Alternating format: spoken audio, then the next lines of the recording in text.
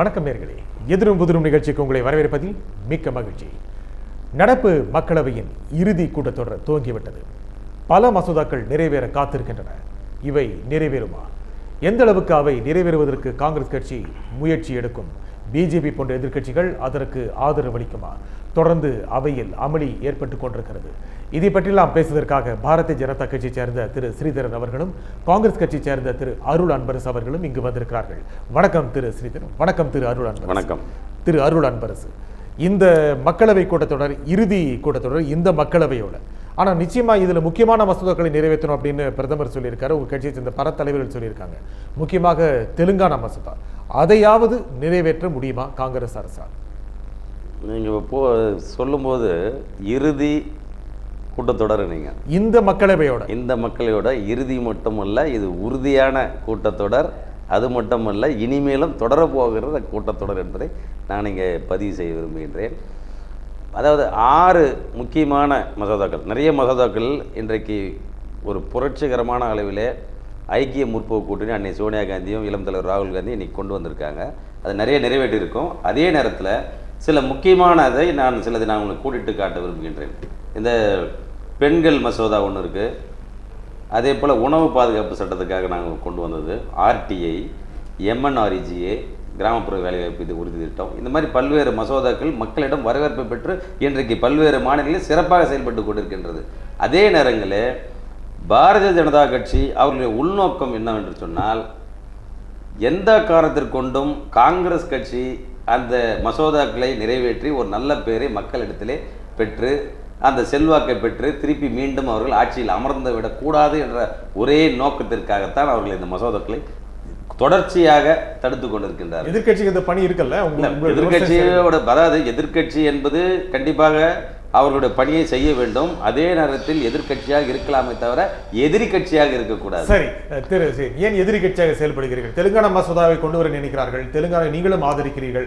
இருந்தாலும் கூட இந்த விஷயத்தை பொறுத்தவரை, ஆந்திராவை பொறுத்தவரை பிஜேபி இரட்டை வேடம் போடுகிறது என்று காங்கிரஸ் குற்றம் சொல்கிறது. இல்ல, முதல்ல நீங்க ஆரம்பிக்கும் போது இறுதி கூட்டம்னு சொன்னீங்க. இந்த மக்களவை, அதாவது எங்களுடைய மூத்த தலைவர், எங்க மூத்த தலைவர் திரு இலகணேசன் அவர்கள் வந்து, நாங்க ஏதாவது ஒரு இறுதியான விஷயம்னு சொல்லுவோம், கடைசின்னு இல்லப்பா நிறைவானன்னு சொல்லுவாரு. அப்படி நிறைவான என்று சொல்வதற்கு ஒரு விஷயம் கூட இந்த 10 ஆண்டுகளிலே காங்கிரஸ் செய்யாத காரணத்தினாலே நிச்சயமாக காங்கிரஸ்க்கு இது இறுதியான காலகட்டம் தான் என்பதை நாடு பார்த்து கொண்டிருக்கிறது. அதனால நிச்சயம், அதாவது இதோட முடிஞ்சு போச்சு. காங்கிரஸுடைய சகாப்தம் முடிந்து விட்டது. என்ன, கடைசி அத்தியாயம் எழுதப்பட்டு விட்டது. வருமான காங்கிரஸ் கட்சி எப்படி முடியும் என்று சொல்லி, இல்ல, கடைசி அத்தியாயம் எழுதி அடப்பட்டது. மன்மோகன் சிங்கே ஒத்துக்கிட்டார், என்னால முடியல, இனிமேல் வந்து ராகுல் காந்தி தான் வந்து பிரதமரா. இப்ப தெலுங்கானா இஷ்யூல பிஜேபி எங்க வந்து ஆர்ப்பாட்டம் பண்ணுது?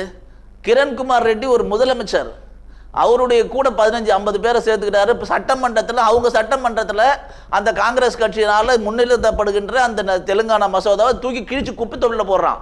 அவங்க வந்து அந்த மசோதாவை ஆந்திர சட்டசபையில் நிறைவேற்றலன்னு சொன்னதும் ரிஜெக்ட் பண்றேன்னு சொல்லி எல்லாருக்கும் வந்து முதலமைச்சரே வந்து ஸ்வீட் கொடுக்குறாரு. இதுதான் வந்து விசித்திரமான நிலைமை. ஆனா 6 காங்கிரஸ் கட்சியினுடைய எம்பியே போய் இந்த பாராளுமன்றத்தில் போய் இதுக்கு நம்பிக்கையில்லா தீர்மானம் கொண்டு வாங்க அப்படின்னு சொல்றாங்க. காங்கிரஸ் கட்சியினுடைய 6 எம்பி. ஆகையினால இதுல பாரதிய ஜனதா வரவேற்கிறது. நாங்க வந்து 3 மாநிலங்களை, உத்தரகாண்ட் இதெல்லாம் நாங்க பிரிச்சிருக்கிறோம் ஏற்கனவே. சத்தீஸ்கர், உத்தரகாண்ட் நாங்க ஏற்கனவே அழகாக பிரிச்சிருக்கிறோம். 3 மாநிலம் எந்த விதமான 2 பக்க மாநில மக்களும் வந்து மகிழ்ச்சியோட இனிப்பு கொண்டாடி அதை வரவேற்று இருக்கிறார்கள். நாங்க பிரிச்சப்ப கட்சியில் இருக்கிறவங்களே எதிர்க்கிறாங்க அப்படின்னு. ஆந்திராவை பொறுத்த வரைக்கும் நீங்கள் யாரோடு கூட்டணி அமைக்க வாய்ப்பு இருக்கிறதோ நாங்க வந்து எந்த கூட்டணி பத்தியும் எதிர்பார்க்கல. எங்களுடைய ஆந்திராவுடைய முதல்ல நரேந்திர மோடி அவர்கள் பிரச்சார குழு தலைவராக முதல் கூட்டம் ஹைதராபாத்தில் நடந்தது. நவ இந்தியாவின் இளைஞர் முழக்கம், புதிய இந்தியாவினுடைய இளைஞர் முழக்கம் என்ற தலைமையில் நடந்த அந்த மாநாட்டில் லட்சோப மக்கள் எந்த விதமான கூட்டணி எதை பத்தியும் அவர் பேசல. ஆந்திராவை வந்து பிரிக்கிறதுல ஆரம்பத்துல இருந்து ஒரே நிலைப்பாடு தான் பாரதிய ஜனதாவுக்கு. ஆனா உண்மையாலும் அதை பிரிச்சு 2 பகுதி மக்களும் சந்தோஷமா நிம்மதியா வாழ்வதற்கான ஏற்பாடு பண்றதுல காங்கிரஸுக்கு விருப்பம் இல்ல. இதுல வந்து குழம்பன குட்டையில மீன் பிடிக்கணும்னு நினைக்கிறது மட்டும்தானே அவங்களுடைய இதே தவிர இவங்களுக்கு தான் தெலுங்கானா ராஷ்டிர சமிதியோட கட்சி கூட கூட்டணி வேணும்ன்றதுனாலதான் இதை பிரிக்கிறாங்க. இந்த பிரிச்சது கூட தப்பா பிரிச்சிருக்காங்க. இந்த நாங்க சொல்லல சீமாந்திரா மக்களுக்கும் பாதிப்பு இருக்கும், தெலுங்கானா மக்களுக்கும் பாதிப்பு இருக்கும் சொல்லி சொல்றது யார் தெரியுமா? சாட்சாத் கிரண்குமார் ரெட்டி முதலமைச்சர். உங்கள் கட்சிக்காரர்களை நீங்கள் திருப்திப்படுத்த முடியவில்லை. அதாவது திருப்திப்படுத்தும், அதாவது எங்களோட நாங்கள் தேர்தலை சந்திக்கின்ற போது, பாராளுமன்ற கடந்த முறை சந்திக்கின்ற பொழுது தெளிவாக எங்களோட தேர்தல் அறிக்கையில் முன்வைத்தோம் என்னவென்று தெலுங்கானாவை நாங்கள் தனி மாநிலமாக அறிவிப்போம் என்று அப்பவே நாங்கள் சொன்னோம். அறிவிப்பு பத்தாதல்லவா? இல்ல, அதாவது அதை நாங்கள் நடைமுறைப்படுத்துவோம்னு சொன்னோம் இல்லையா? இன்னைக்கு அதை நாங்கள் நடைமுறைப்படுத்துவதுன்னு நாங்கள் கொண்டு வந்திருக்கோம். இதுல வந்து ஒரு மாநில முதலமைச்சர் ஒரு மாநிலம் சார்ந்த அரசியல் இருக்கின்ற, தேசிய அளவிலான அரசியல் வேறு, ஒரு மாநிலத்தை சார்ந்த முன்பு அரசியல் வேறு. அது இல்லாம அந்த பகுதியில் ஆந்திராவில் இந்த தெலுங்கானா பகுதியை சார்ந்தவர்களும் இன்னொரு பகுதியை சேர்ந்த 2 பேருமே எண்ணெயும் மூலியமா தான் இருக்காங்க. 2 பேரும் அவங்களுக்குள்ளே ஒரு ஒத்துமை இல்லை. அதனால ஒருத்தவங்க வந்து பிரிங்கன்னு சொல்றாங்க, ஒருத்தவங்க வந்து வேண்டான்னு சொல்றாங்க. இப்படிப்பட்ட சூழ்நிலையில் தான் கிரண்குமார் ரெட்டியை வந்து எங்களோட மாநில முதல்வர் எதிர்த்தார். நாங்கள் ஒத்துக்கிறோம். ஆனால் இதுல இருந்து என்ன தெரிகிறது? காங்கிரஸ் கட்சியில் ஜனநாயகம் இருக்கிறது என்று தெரியுதா? ஜனநாயகம் இருக்கா? கருத்து சொல்றோம். உங்களுக்கு ஜனநாயகம் அளவுக்கு அதிகமா பொங்கி வழியுது. உட்கட்சி ஜனநாயகம் சொல்றீங்க. உட்கட்சி ஜனநாயகம், உட்கட்சி மோதல் தானே இது? இல்ல சார், மோதல் இல்ல. அதாவது இப்போ ஒரு மாநில தலைமையோ இல்ல அகில தலைமையோ எடுத்து ஒருத்தர் குரல் கொடுக்கின்ற போது அவரை கூப்பிட்டு வைத்து அவரை சமாதானப்படுத்துவதற்கான அவருக்கு திருப்திப்படுகின்ற வகையில் நாங்கள் பேசுவது தயாராக இருக்கின்றோம். அதை நாங்கள் செய்து கொண்டிருக்கின்றோம். சரி, செய்து கொண்டிருக்கிறீர்கள். அவர்கள் நிச்சயமாக காங்கிரஸ் நாடாளுமன்றத்தை பொறுத்தவரை தெலுங்கானா மசோதாவை கொண்டு வரலாம், அதை நீங்கள் ஆதரிக்க தயாராக இருப்பீர்கள்? நாங்க ஆரம்பத்துல இருந்து அவர் சொன்னதை விட தெளிவா சொல்றோம். எங்களுடைய தேர்தல் அறிக்கையில ஆரம்பத்துல இருந்து மாநிலங்களை பிரிப்பது நிர்வாக வசதிக்காக என்பதை ஆரம்பத்திலிருந்து நாங்கள் சாதித்து காட்டி இருக்கிறோம். அதனால இவங்களுடைய விஷயம் என்னன்னா, இதை எப்படியாவது ஒரு மக்களுடைய டென்ஷனை உருவாக்கி அதுல ஏதாவது ஒரு குழப்பத்துல ஒரு குளிர் காயலாம்ன்றது மட்டும்தான். முதலமைச்சர் என்ன சொல்றாரு? ஒண்ணு, நான் ராஜினாமா பண்ண போறேன், இல்லன்னா நான் தனி கட்சி துவங்க போறேன். முந்தா நாள் சொல்றாரு விரக்தியினுடைய உச்சத்துக்கு அரசியல் விட்டு போக போறேன்னு சொல்றாரு. அதுதான் சொல்றேன், குறைஞ்சபட்சம் அவங்களுடைய கட்சிக்காரங்களுக்குள்ளார ஒரு ஒற்றுமை கொண்டு வர. எதுக்கு அவங்க சொல்றாங்க கட்சி அனைத்து கட்சியுமே பிஜேபி அதை ஆதரிக்க தயாராக இருக்கிறது. குறிப்பாக இந்த சீமாந்திராவுடைய பகுதியில் இருக்கிற அடிப்படை பிரச்சனைகளை விட்டுட்டு இவங்க வேற ஏதோ பிரச்சனை, ஒரே ஒரு ஹைதராபாத்துக்கு யார் கொடுக்கிறது, இது மாதிரி தேவையில்லாத சச்சரவுக்குள்ளார போறதுனால இதை சரியான வகையில கையாண்டால் இந்த ஆந்திரா பிரச்சனை ஈஸியா தீர்க்க முடியும். அது பிஜேபி வந்தா செய்யும். சரி, பிஜேபி நீங்க என்ன நினைக்கிறீர்கள்? இந்த தெலுங்கானா மசோதை கொண்டு வர வேண்டும், அதில் ஆதரிக்கிறீர்களா இல்லை என்று பிஜேபியை சோதிக்க வேண்டும். அதாவது சோதிக்க வேண்டும் இல்ல, நாங்க வந்து இவங்க வந்து அதாவது மக்களவையில் ஒண்ணு பேசுறாங்க, வெளியில ஒண்ணு பேசுறாங்க. அதனால கண்டிப்பாக தெலுங்கானா நாங்கள் கொண்டு வரும்போது இவர்கள் ஆதரிக்க சொல்லுங்க. முடக்கணும்னு பாக்குறாங்க பாராளுமன்றத்தை. விவாதத்திற்குரிய ஒரு இடம் ஜனநாயக ரீதியாக ஒரு நாடாளுமன்ற உறுப்பினர் அங்க விவாதிக்கலாம். எந்த சப்ஜெக்ட் இருந்தாலும் விவாதித்து எதுவாக இருந்தாலும் பேச்சுவார்த்தை மூலமா சுமூகமான தீர்ப்பை தான் நம்ம கொண்டு வர முடியும். ஆனா நீங்க வரவும் மாட்டீங்க.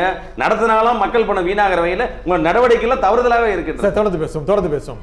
பல்வேறு மசோதாக்கள் நாடாளுமன்றத்தில் காத்திருக்கின்றன. இவை நிறைவேறுவதற்கு எந்த அளவுக்கு பிஜேபி உதவி புரியும்? இப்படி தொடர்ந்து பேசுவோம், பாருங்கள்.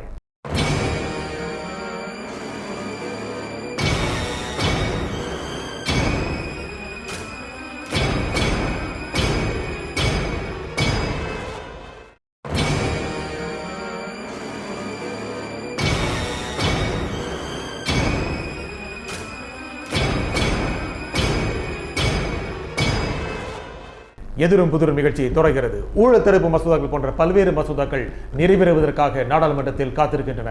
இதை கொண்டு வருவதற்கு காங்கிரஸ் முனைப்பு காட்டுகிறது. இவை நிறைவேறுமா? பிஜேபி என்ன முயற்சிகள் எடுக்கும்? இதை பற்றி தொடர்ந்து பேசுவோம்.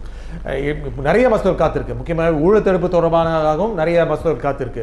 இதெல்லாம் நிறைவேறினால் நாட்டுக்கு தான் நல்லது. ஆனால் அது நிறைவேறாமல் போவதற்கான சூழலை ஏன் பிஜேபி உருவாக்குகிறது? அதாவது காங்கிரஸினுடைய தலைவர், இளம் தலைவர் ராகுல் காந்திக்கும் தெரியும், மன்மோகன் சிங், சோனியா காந்தி அனைவருக்குமே தெரியும், இந்த 10 வருஷத்துல ஒண்ணுமே பண்ண முடியாம 10 நாள்ல பண்ண முடியாது என்று பட்டவர்த்தனமாக தெரியும். ஒண்ணுமே இல்ல. அதாவது நீங்க எந்த சாதனையுமே சொல்ல முடியாது. அளவுக்கு அதிக வேதனை மட்டும்தான் ஆர்டிஐ வந்து இதே நாங்க கொண்டு வந்ததுதான். இது நாங்க வந்து இது ஏற்கனவே கொண்டு வந்தது 2000 கொண்டு வந்ததை இப்ப ஆர்டிஐன்னு புதுசா மாத்திருக்காங்க. அதனால ஏற்கனவே கொண்டு வந்த சட்டத்தை கொண்டு வந்ததால் தான் பல்வேறு குற்றச்சாட்டுகள் நீங்கள் வெளியே கொண்டு வர இல்ல இல்ல நாங்க வந்து 2000 ஃப்ரீடம் ஆஃப் இன்ஃபர்மேஷன் ஆக்ட்னு கொண்டு வந்தோம். அதனுடைய ஒரு மாடிஃபைட் அதனுடைய மாடிஃபைடு ஸ்டேட்மெண்ட் இவங்க ஆர்டிஐன்னு சொல்றாங்க. இன்றைக்கு கம்யூனிஸ்ட் கூட சொல்றாங்க எங்களுடைய என்டிஏ அந்த யூபிஏ 1 அப்ப வந்து நாங்க கூட்டணியில் இருந்தோம், அப்ப இந்த ஆர்டிஐ நாங்க தான் இன்சிஸ்ட் பண்ணோம், அதனால காங்கிரஸ்க்கு இதுல பங்கு கிடையாதுன்னு சொல்றாங்க. இவங்க லோக் ஆயுக்த இப்ப சொல்ல லோக்பால் பில் எப்படி வந்து நமக்கு தெரியும் எல்லாமே. ஏன்னா இவங்க சொல்ற மூணு சொல்றாங்க ராகுல் Gandhi, RTI, right to education, அப்புறம் லோக் ஆயுக்தா. உணவு பாதுகாப்பு சட்டமே நாடெங்கும் இருக்கிற கோடிக்கணக்கான வந்து தானியங்கள் வந்து கிடங்குகளையும் சரிவர பராமரிக்கப்படாமல் பூச்சியும் புழுவும் சாப்பிட்டுட்டு வீணா போய் இருந்தப்ப சுப்ரீம் கோர்ட்டு ஹைகோர்ட்டினுடைய உத்தரவு அது சுவமோட்டோவா எடுத்துக்கிட்டு அவங்க சொன்னாங்க எவ்வளவு தானியங்களும் எவ்வளவு கஷ்டப்பட்டு விவசாயம் பண்ணியிருப்பான், அதை வந்து குறைஞ்சபட்சம் ஒரு ஏழைக்கு ஃப்ரீயா கொடுக்கலாமே குட்டு வச்ச பிறகு கூட அது கூட மன்மோகன் சிங் கோவம் வந்துடுச்சு. இல்ல இது எங்களுடைய பாலிசி டிசிஷன், நீங்க வந்து சுப்ரீம் கோர்ட் தலையில சார் இதுக்கு அதுவும் சொல்றோம். ஏற்கனவே அந்தியோதய அன்ன யோஜனா திட்டம் என்று வாஜ்பாய் அவர்களால் கொண்டு வந்த திட்டம் தான் அது. இவர்களால சரியா பண்ண முடியாது. நாங்கள் உத்தரகாண்டிலே நாங்கள் இன்றைக்கு கூட அழகாக எங்களுடைய அதனால நாங்க பிஜேபி ஆளுகின்ற மாநிலத்தில் இன்றைக்கு கூட அந்த உணவு பாதுகாப்பு திட்டத்தை அருமையாக பப்ளிக் டிஸ்ட்ரிபியூஷன் சிஸ்டம் செயல்படுத்திக் கொண்டிருக்கிறோம். அதாவது இவங்க சொல்றாங்க உணவு பாதுகாப்பு சட்டத்தை பத்தி நாங்க தான் கொண்டு வந்தோம் அன்ன யோஜனா திட்டம்ன்றாங்களே. இவங்க ரூல் பண்ற மாநிலம் குஜராத்ல அந்த மாதிரி ஒரு உணவு பாதுகாப்பு சட்டம் இருந்ததுன்னா அங்க ஏங்க 3 குழந்தைக்கு ஒரு குழந்தை சவளப்பள்ளியா போகுது, 3 குழந்தைல ஒரு நியூட்ரிஷன் டிஃபால்ட் எல்லாமே குழந்தை இல்ல அந்த அளவுக்கு அங்க வந்து குழந்தைங்களுக்கு ஊட்டச்சத்து இல்லாதனால பல்வேறு நோய்களால் பாதிக்கப்பட்டு 3 குழந்தைக்கு ஒரு குழந்தை பாதிக்கப்படுது. இது புள்ளி விவரம். அப்படி இருக்கும்போது இவங்க உணவு பாதுகாப்பு அன்ன யோஜனா திட்டத்தை கொடுத்திருந்தா அது ஆயிருக்குமா? அது சரி, இது கொண்டு வந்த சட்டம் உணவு பாதுகாப்பு மசோதா இருந்த சட்டம் இருந்தாலும் கூட அதை கொண்டு சேர்க்கிற அளவுக்கான ஒரு அமைப்பு ஒரு சிஸ்டம் இருக்கா? இல்ல சார், அதாவது இவர் சொன்னாரு கிட்டங்க நாடு முழுவதும் வந்து இருக்கிற இடத்துல நிறைய இடத்துல வீணாகி இருக்கின்றது உணவு தானியங்கள்லாம். நான் கண்டிப்பா ஒத்துக்கிறேன். ஆனா பெரும்பாலான அந்த கிட்டங்க எல்லாம் யாரோட நிர்வாகத்தில் இருக்கின்றது? அங்க இருக்கின்ற மாநில அரசு, மத்திய அரசு. நான் மெம்பர் இல்ல, நான் ஃபுட் கார்பரேஷன் நான் ஒரு மெம்பர். நான் தமிழ்நாடு ஃபுல்லா இன்னைக்கு நான் டூர் அடிச்சிருக்கேன். இப்போ லாஸ்ட் ஒரு 2 months பேக் நாங்க போய் ரவுண்ட் அடிச்சுட்டு வந்தோம். அதுல பாத்தீங்கன்னா மத்திய அரசினால் வழங்கப்படுகின்ற தானியங்கள் அது வந்து பாத்தீங்கன்னா அவ்வளவு நல்லா கிளியரா குவாலிட்டியா இருக்கு. ஆனால் அது பப்ளிக் டிஸ்ட்ரிபியூஷன்ல வெளியில வந்து மாநில அரசு மூலமாக விநியோகிக்கப்படுகின்ற போது அங்கே ஒரு மாறுபட்ட அரிசி, வாசனை மிகுந்த அரிசி, கெட்டுப்போன அரிசியும் இருக்கின்றது. இதை நாங்கள் அப்பவே நாங்கள் ஆடிட் ரிப்போர்ட்டை எழுதி இங்கே நல்லா இருக்க கிடங்களை அங்க வரும்போது எப்படி வருது, இது மாநில அரசோட மெத்தனம் அப்படின்றது நாங்க அமைப்பை சரி செய்ய வேண்டும் அல்லவா? இல்ல அதுதான் இப்ப அது வந்து அந்த கமிட்டி வந்து நாங்க போட்டு நாங்க ஒரு இதுவே போட்டு சரி சரி சொல்லுங்கள். ஆனால் அவர் அந்த திட்டம் செயல்படுத்தப்பட்டால் அநேகமாக நாட்டில் உள்ள பல கோடி மக்களுக்கு அவர்களுக்கு தேவையான உணவு தானியங்கள் சென்று சேரும். காங்கிரஸ் சகோதரருடைய கட்சியில எந்த திட்டமும் மக்களுக்கு போய் சேர போறது இல்லைன்னு அவங்களுக்கும் தெரியும். அது உண்மையும் கிடையாது. ஏன்னா இந்த ஃபுட் கார்பரேஷன் ஒரு சின்ன விஷயத்துக்கு வேலைவாய்ப்பு உறுதிட்டு போய் சேர்ந்தது அதாவது நாங்க மாநிலத்தில் விவசாயம் 2009 அவர்கள் மீண்டும் தேர்ந்தெடுக்கப்பட்டது முக்கியமான காரணம். தமிழகத்திலே இன்றைக்கு அந்த அவங்க சொல்ற 100 நாள் வேலை வாய்ப்பு திட்டம்லாம் வந்து மிக மிக மோசடியாக கையாளப்பட்டதுனால விவசாயத்துக்கு அடிப்படை கூலி கிடைக்காம விவசாயிங்க ரொம்ப கஷ்டப்படுறாங்க. மிகப்பெரிய ஒரு விஷயம். இதை வந்து விவசாயம் நாங்க கர்நாடகாவில் பிஜேபி ஆளுங்கிட்ட இருந்தப்ப விவசாயத்துக்கு சேர்த்து இந்த 100 நாள் வேலை திட்டம் மிங்கிள் பண்ணதுனால சக்சஸ்ஃபுல்லா கொண்டு வந்திருக்குமே தவிர வெறுமனே இந்த வந்து சும்மா வந்து பொது வேலையை மட்டுமே செய்வாங்கன்னு சொல்றது ஒரு ஏமாத்து வேலை. 30 ரூபாய் கூட கிடைக்கல, 70 ரூபாய் கூட கிடைக்காமல் மக்கள் அந்த அளவுக்கு 60 ஆண்டு காலமாக ஆண்ட காங்கிரஸ் நிலைமை எந்த வேலையும் அடிப்படை வேலை கூட கிடைக்காம நாங்க 6 ஆண்டு காலம் இருந்தோம். அன்றைக்கு இருந்த விலைவாசியினுடைய கட்டம் எனக்கு தெரியும். நீங்க எல்லாம் 14,000 ரூபாய்க்கு ஒரு சவரன் தங்கம் கிடைச்சது, 32 ரூபாய்க்கு ஒரு பெட்ரோல் டீசல் 1 லிட்டர் கிடைச்சது. அன்றைக்கு இருந்த விலைவாசி என்ன? இன்னைக்கு விண்ணை முட்டிய விலைவாசி 72 ரூபாய் 30-80 பைசாவுக்கு டாலர் ரேட் போயிருக்கு. நாட்டினுடைய மதிப்பு ரூபாய் இன்னைக்கு 62 ரூபாய் 50 பைசா, இன்னைக்கு 62 ரூபாய் 50 பைசா. அன்னைக்கு 35 ரூபாய் இருந்த டாலர் ரேட், ரூபாயினுடைய மதிப்பு சிங்கப்பூர் டாலர் ஏறிட்டு இருக்கு சார். நம்ம ஊர்ல தான் சார் மதிப்பு குறைஞ்சிருக்கு. சரியாக ஆளுவதற்கு நிர்வாக திறமை இல்லாம ஆட்சியின் காரணமாக நம்முடைய நாணயத்தின் மதிப்பு கூட குறைஞ்சு போச்சு. இல்ல குறைஞ்சிருக்கு. சரி, நான் நாணயத்தின் மதிப்பு நிச்சயமாக மிக அளவுக்கு ரூபாய் மதிப்பு குறைந்தது. அது கடந்த நடவடிக்கை மூலம் குறைந்தது. இருந்தாலும் கூட நாட்டில் உள்ள பணவீக்கத்தையோ அல்லது விலைவாசி கட்டுப்படுத்துவதற்கு உங்கள் அரசு தவறிவிட்டது. இல்ல அது எப்படி நான் கண்டிப்பா ஒத்துக்க மாட்டோம். ஏன்னா இது காலத்தின் போக்கு தான். இப்போ நீங்க 2009, 2000, 1900 பாத்தீங்கன்னா அந்தந்த ஒவ்வொரு காலகட்டத்திலையும் அப்போ என்ன விலைவாசி இப்ப என்ன விலைவாசின்னு வரும்போது கண்டிப்பாக ஏற்ற இறக்கம் இருக்கும். அன்னைக்கு ஒரு தனிப்பட்ட நபரோட வருமானம் எவ்வளவு, இன்னைக்கு இந்த ஆண்டு என்ன தனிப்பட்ட நபரோட வருமானம், அன்றைக்கு ஒரு நாள் இன்னைக்கு தனிநபரோட ஒரு நாளோட கூலின்னு பாத்தீங்கன்னா ஒரு சாதாரண ஒரு கட்டிட தொழிலாளியோ அவங்களோட கூலின்னு பாத்தீங்கன்னா 700 ரூபாய் கிட்ட இருக்கு. ஆனால் இவங்க ஆண்ட காலம் அதுக்கு பின்னாலெல்லாம் முன்னாலெல்லாம் கணக்கு போட்டீங்கன்னா அப்போ 200 ரூபாய் தான் இருந்தது கூலி கணக்கு. ஸோ அப்போ அந்த சம்பள விகிதம் ஏறி இருக்கின்றது. அதே போல விலைவாசியும் ஏறக்கூடிய டீசலோட விலை கச்சா எண்ணெய், சர்வதேச எண்ணெயில அதனோட விலை என்ன நிர்ணயம் பண்றாங்களோ அதை வச்சு தான் நம்ம கச்சா எண்ணெய் சர்வதேச அளவில் குறைந்தாலும் கூட நம்ம நாட்டில் குறைவு. அது இங்க ஸ்டேட் கவர்மெண்ட் டாக்ஸ் குறைக்கணுமா இல்லையா? அவங்க குறைக்க மாட்டாங்க. நீங்க குறைச்சிருவாங்கல்ல. இல்ல அண்ணன் சொல்றாரு நம்ம ஊர்ல 100 ரூபாய்க்கு கொண்டு போய் சிலோன்ல கொடுத்தீங்கன்னா 280 ரூபாய் கொடுப்பான். ஆனா அன்றைக்கு இருந்த விலைவாசிக்கு அது ப்ரோரேட்டாவில் ஏறி இருக்குன்னு அண்ணன் சொல்றாரு. அன்னைக்கு 100 ரூபாய் எடுத்து போயினா ஒரு குடும்பத்துக்கு தேவையான காய்கறி, ஒரு வாரத்துக்கு தேவையான காய்கறி குறைந்தபட்சம் வாங்க முடியாது உத்தரவாதம் இருந்தது. இன்றைக்கு 1000 ரூபாய் எடுத்துக்கொண்டால் போனாலும் கூட காய்கறி வாங்க முடியாத மோசமான நிலைமை இருக்கிறது. அதாவது தொலைநோக்கு பார்வையான திட்டம் ஒண்ணு கூட இல்ல. அப்ப எப்படி நாடு உருப்படும்? பல மசோதாக்கள் இந்த மக்களவை தான் இருந்ததிலே மிகவும் மோசமாக செயல்பட்ட மக்களவை என்று புள்ளிவிவரங்கள் கூறுகின்றன. பல மசோதாக்கள் அவர்கள் கொண்டு வந்து பிஜேபி போன்ற எதிர்க்கட்சிகள் கடும் அமளியில் ஈடுபட்டதால் அவர்கள் நிறைவேற்ற முடியாது.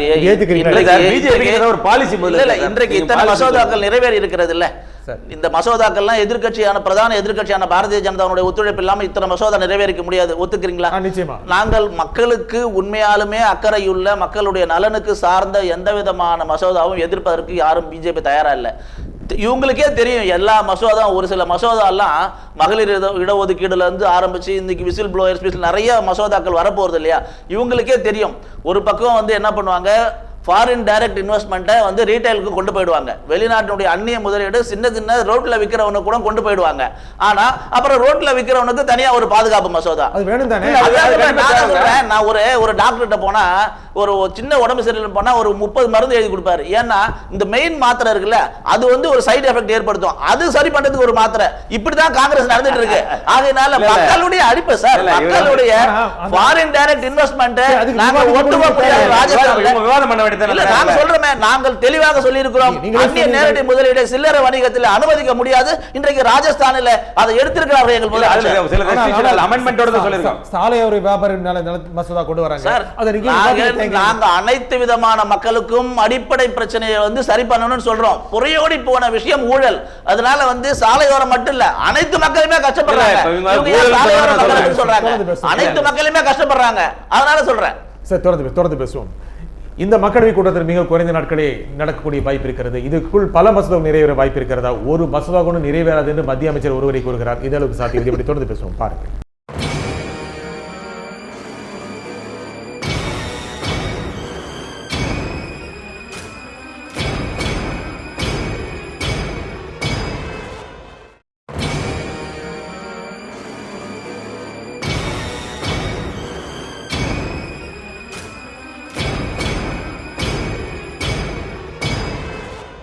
எதிரும் புதிரும் நிகழ்ச்சி தொடர்கிறது. இந்த மக்களவையில் குறைந்த நாட்கள் இருக்கின்றன, பல மசோதாக்கள் காத்திருக்கின்றன. இவற்றில் எவை நிறைவேறும், எவற்றை நிறைவேற்ற மத்திய அரசு முயற்சி மேற்கொள்ளும், அதை பற்றி பேசும்.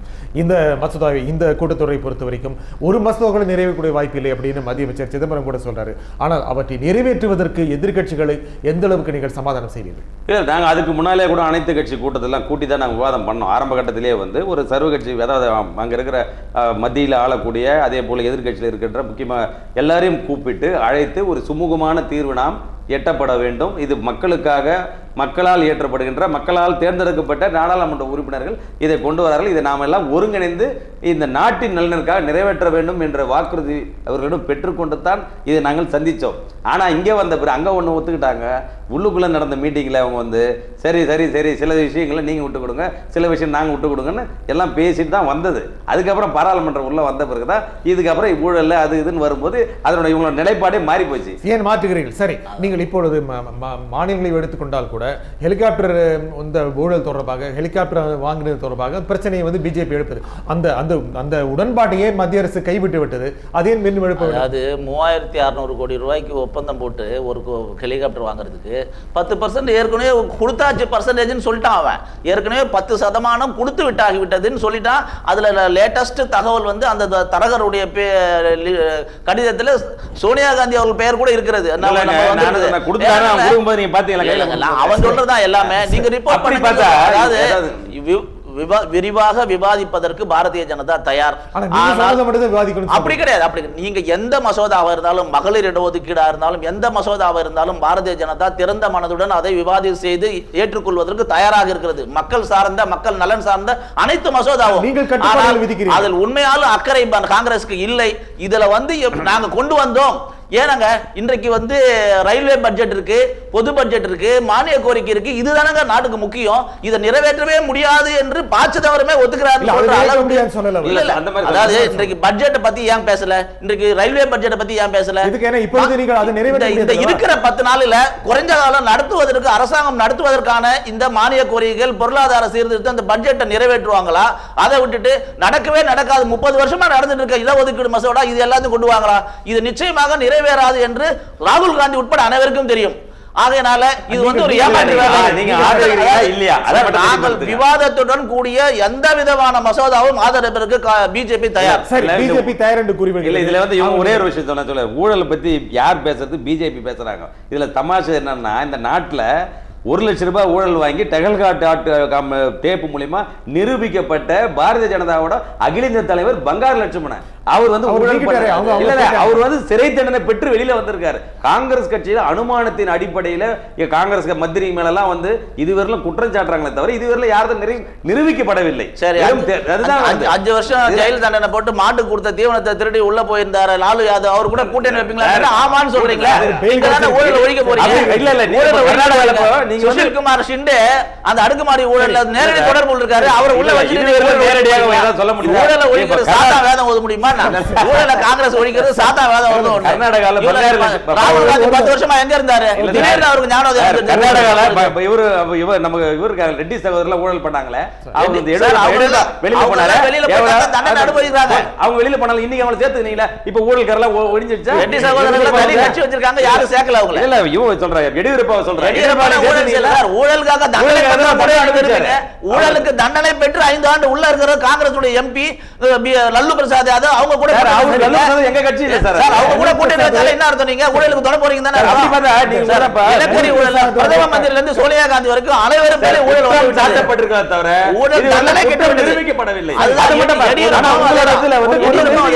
ஒருவர் சரி, லல்லு பிரசாத் யாதவ் இது தண்டனை கட்சி இல்ல சார், அவர் வந்து கூட்டணி நியமிக்கிறீங்க சார். கூட்டணி அவர் அதுக்கப்புறம் கூட்டணி வைக்கும் போது எல்லாம் நடக்கலையாங்க. அவர் எல்லாம் சொல்றாரு சோனியா காந்தி மேல ஊழல் குற்றச்சாட்டு, நிலக்கரி ஊழல், மன்மோகன் சிங் மேல ஊழல் குற்றச்சாட்டு 24 இல்ல இருக்கிறது. நான் என்ன சொல்றேன், 24 மந்திரிங்க மேல ஊழல் குற்றச்சாட்டு இருக்கிறது. ஒண்ணா வரப்போகுது, வந்துட்டு இருக்கு. சுஷில் குமார் ஷிண்டே நேரடி தொடர்பு இருக்காரு ஆதர்ஷ்ல. இவர் தான் முக்கியமான குற்றவாளின்னு அவரே சொல்றாரு. யாரு? நீங்க அறிவிக்கப்பட்ட கமிஷனை அதை தூக்கி குப்பையில போடுன்னு சொல்றாரு. முன்னாள் தலைவர் நிதின் கட்கரி அவர் ரெடியா இருக்காரு. அவர் நேற்றுக்கு கூட வழக்கு சந்திக்க தயாரா இருக்காரு. முடிந்தால் வழக்கு தொடர் எங்க மந்திரி வழக்கு சந்திக்க தயாரா. முதல்ல சுஷில் குமார் ஷிண்டேயை விலகி வைத்து விட்டு அப்புறம் நீங்க ஊழலை பத்தி பேசுங்க. அப்படி பாத்தீங்கன்னா நீங்க முதல்ல வந்து எடியூரப்பா நீங்க முதல்ல எப்படி சாத்தியம்? எடியூரப்பா உள்ள போனாரு, நான் தனி கட்சி தொடர்ந்து அவரால கட்சியே ஆட்சியே போயிருக்கு சார்.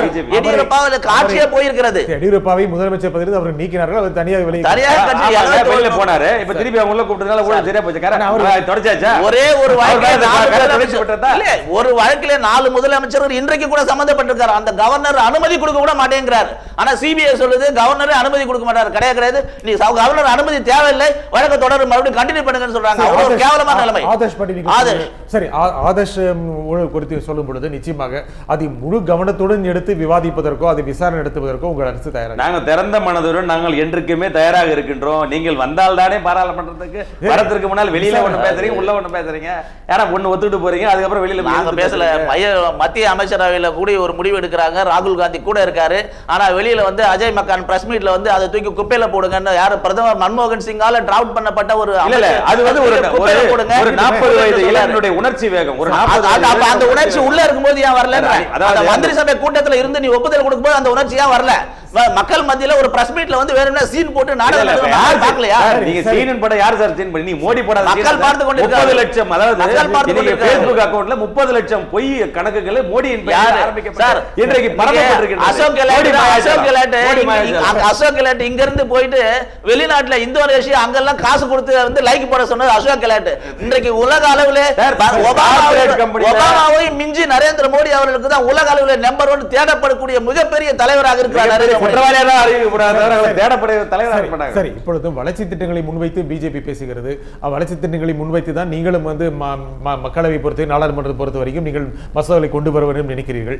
ஆனால் எல்லோரும் ஏற்றுக்கொள்ளக்கூடிய வகையிலான ஒரு திட்டங்களை முன்வைத்து மக்கள் முன்னால் அவற்றை கொண்டு வருவதற்கு நீங்கள் ஏன் முயற்சி செய்வீர்கள்? இல்ல, நாங்கள் முயற்சி செய்யவில்லை. இதுவரை நான் ஏற்கனவே கொண்டு வந்த திட்டங்கள் எல்லாம் முன்னோடியான திட்டம். பாரதிய ஜனதா கட்சி ஆட்சியில் இருக்கின்ற பொழுது இந்த மாதிரி ஒரு முன்னோடியான திட்டம், மக்களை வந்து அவர்களுக்கு உள்ள பயனுள்ள திட்டங்களை எதுவும் கொண்டு வரல. தங்க நாற்கரை சாலை கூட போட்டாங்க, அது கூட அது எந்த அளவுக்கு பயன்படுது உங்களுக்கே தெரியும். அதுக்கப்புறம் நாங்க தான் அதை வந்து சரி பண்ணி எல்லாம் சரி பண்ணோம். அதனால இந்த மாதிரி நிறைய திட்டங்கள் வந்து அவங்க போட்டாங்களே தவிர இம்ப்ளிமெண்டேஷன் லெவல்ல போல.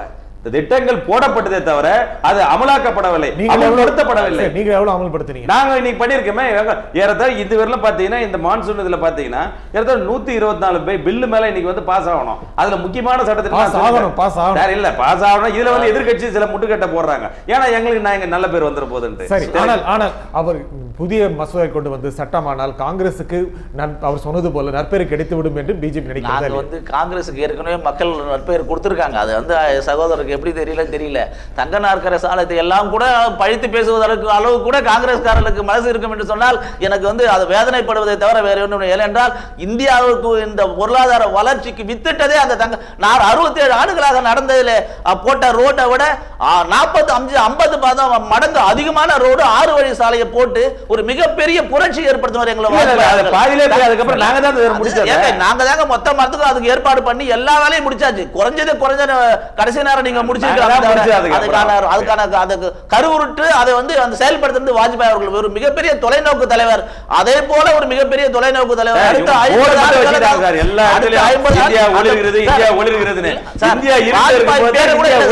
வாஜ்பாய் பேரை கூட அந்த ரோட்ல இருந்து எடுத்துட்டாங்க. ஆனா அதை பத்தி என்றைக்கா இருந்தாலும் மகான் வாஜ்பாய் அவர்கள் போட்ட ரோடு என்பது அனைத்து மக்களுக்கும் தெரியும். அதனால மக்கள் பார்த்து கொண்டிருக்கிறார்கள். விரும்புறேன். அதாவது இந்த 129 வருட கால காங்கிரஸ் ஆட்சியில் இன்னைக்கு வந்து 129 வருடங்களை கடந்திருக்கின்றோம். இன்றைக்கு எங்களோட காங்கிரஸ் கட்சியில மக்களுக்காக உயிர் தியாகம் பண்ணி இன்னைக்கும் கட்சிக்காக உழைக்க தயாரா இருக்கும். உங்கள் கட்சியில நாங்கள் இது சவாலாக வைக்கின்றோம். யாராவது இதுவரையிலும் உயிர் விட்டுருக்காங்களா மக்களுக்காக? எதிர்மறையான தியாகங்கள் வேண்டாம். நான் உடன்பான சாதாரண அம்சங்களை மட்டுமே முன்வைப்போம். இந்த நிகழ்ச்சியில் கலந்து கொண்டு பல்வேறு அம்சங்கள் குறித்து கருத்தில் கொண்டிருக்காக திரு சிலிந்தர் அருள் பரிசு மிக்க நன்றி. இத்துடன் எதிரும் புதிரும் நிகழ்ச்சியை நிறைவடைகிறது. மீண்டும் நாளை சந்திப்போம். நன்றி, வணக்கம்.